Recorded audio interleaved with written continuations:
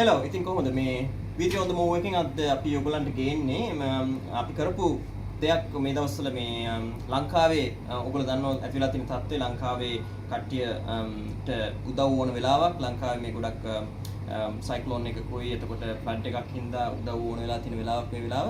ඉතින් අපිත් හිතුවා අපේ කොටස මේ නෙල්සන් නිව්සීලන්ත නෙල්සන් අපේ සිටි එකේ මොනවා හරි දෙයක් කරන්න ඕනයි කියලා. ඉතින් ඒක අපි අද කරා බොහොම සාර්ථක විදිහට ඒක කරගන්න ලැබුණා. ඉතින් අපි ඒකට මූලික වුණ අපේ කමියුනිටි එකේ ණය කෙනෙක්ගෙන් මේ ගැන විස්තර ටිකක් දැනගන්න තමයි මේ ඇවිල්ලා ඉන්නේ. ඉතින් අපි අහමු මේ ඉන්නේ අපේ ඇන්ටන් අයියා මේ ඔරියන්ට් ෆුඩ් කියන මේ අපේ මේ කඩි මෙහි අධිපතිතුමා. ඉතින් අපි අහමු කොහොමද කියලා මේ වැඩේට මූලිකත්වය ගත්තේ මොකද්ද මේ වැඩේ කොහොමද පටන් ගත්තේ මොකද්ද කරන්න හිතුවේ ඔයා අයි එහෙම දෙයක් පටන් ගන්න හිතුවේ? ඔව් ඇත්තටම මම කියන්නේ සතුටුයි මේක මුලින්ම අපේ රිච්මන්ඩ් නෙල්සන් කමියුනිටි එකේ කීප දෙනෙක් එකතු වෙලා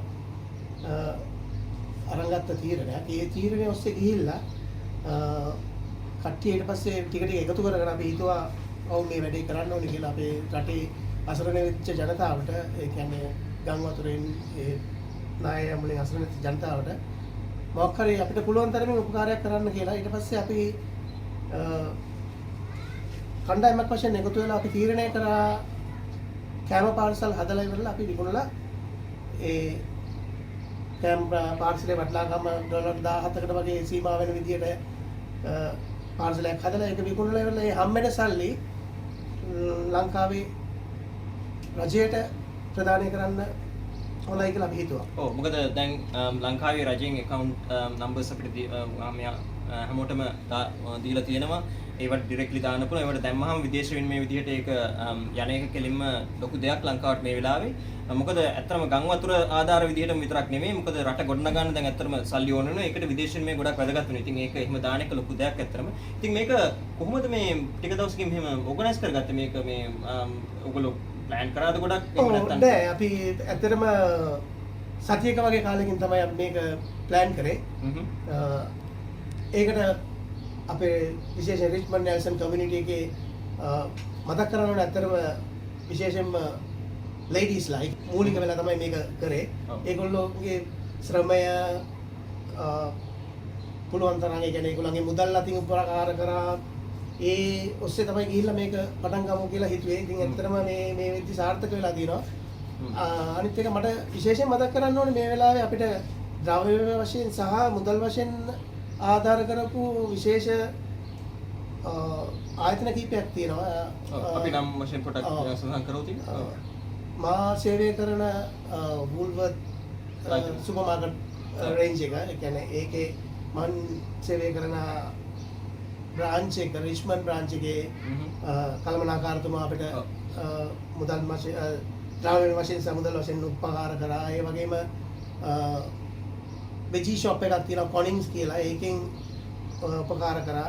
ඒ වගේම රේවඩ් මීට් එතන ඒගොල්ලෝ උපකාර කරා. ඒ වගේම මුදල් වශයෙන් කමියුනිටි එකේ ගොඩක් අය අපිට උදව් කරා. ඒ කියන්නේ ශ්‍රී ලංකන් අය විශේෂයෙන්ම මතක් කරන්න ඕනේ. ඇත්තටම මේ කියන්නේ නම් වශයෙන් සඳහන් කරන බැරි තරම් විශාල ප්‍රමාණයක් මේ උදව් කරලා තියෙනවා ඇත්තටම නේද? මූල්‍ය මේ වශයෙන් ගොඩක් අපේ ලංකාවේ කමියුනිටි එකේ උදව් කරා.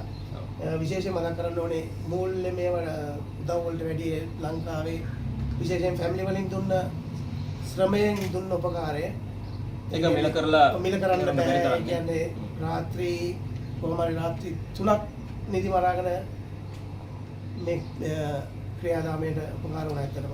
ඔව් ඉතින් අපි හිතන්නේ කෑම සකස් කරලා කෑම මම හිතන්නේ 270ක් විතර අපි කෑම සකස් කරා. ඒ වගේම කෑම කට්ටිය මිලදී ගත්තා.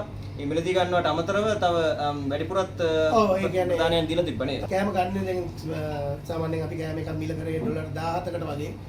ඒ උනාට සාමාන්‍ය ඩොලර් 17කට වඩා මුදලක්. ඒ කියන්නේ කෑම එකේ වටිනාකමට වඩා මුදලක් ගොඩාක් අය මේ නිව්සීලන්ත ජාතිකයන් කෑම එක ඩොලර් 17 කෑම එක අරගෙන ඒගොල්ලෝ ඩොලර් 50ක් දීලා යනවා සමහර වෙලාවට. ඒ වගේ ඇත්තටම ඒ වගේ මානසිකත්වයකින් පිරි රටක ඉඳගෙන මේ වගේ දෙයක් කරන්න ලැබිච්ච එකත් ලොකු දෙයක් කියලා ඇත්තටම මම හිතනවා. මම නෙල්සන් වල ගොඩක් ඉන්නේ අපේ ශ්‍රී ලාංකිකයෝ බොහොම පොඩි ප්‍රමාණයක් නේ අනිත් ලොකු බිග් සිටිස් වලට සාපේක්ෂව බැලුවහම අපේ ලංකාවේ කමියුනිටි එක හරි පොඩ්ඩයි ඉන්නේ.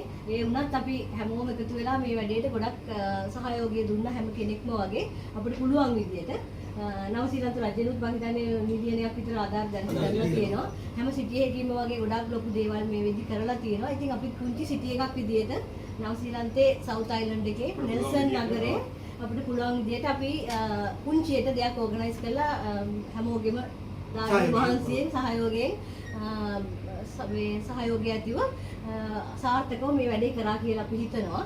ඉතින් අපි මේ එකතු වෙන සම්පූර්ණ මුදල අපි ඩොලර් 17 ගානේ මම හිතන්නේ කෑම 270කට එහා විකුණුවා 70ක් 75ක් විතර. ඒ අමතරව අපිට ගොඩක් තව ඩොනේෂන්ස් හම්බුණා.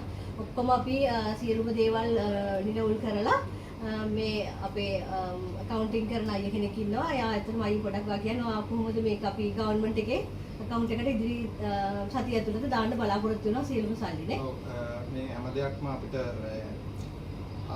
reconcile කරාට පස්සේ අපි කරන්නේ අපේ වෙලින්ටන් වල තියෙන කවුන්සිල් කාර්යාලය විසින් අපිට දීලා තියෙනවා ගවර්න්මන්ට් එකේ account number එකක්. ඒකට තමයි අපි සල්ලි ටික ඔක්කොම transfer කරන්නේ.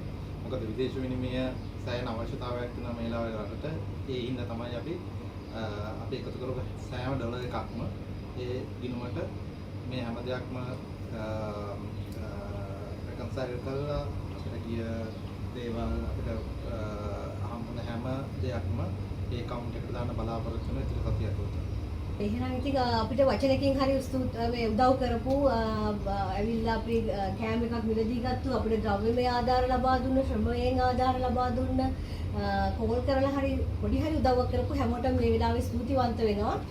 සියලුම දෙනා වෙනුවෙන් මේ කාර්ය අපිට සාර්ථකව කරගන්න උදව් කරාට මින් ඉදිරියටත් අපි මේ වගේ ඇත්තටම මේ වගේ විපත් ලංකාවට තවත් නොවේවා කියලා ප්‍රාර්ථනා කරනවා. නමුත් ලංකාවෙන් පිට හිටියත් අපි හැමෝම අපිට පුළුවන් හැමදේම අපේ මව් රට වෙනුවෙන් කරන්න බැඳලා ඉන්නවා කියලා මේක හොඳ ආරම්භයක් කියලා අපි හිතනවා.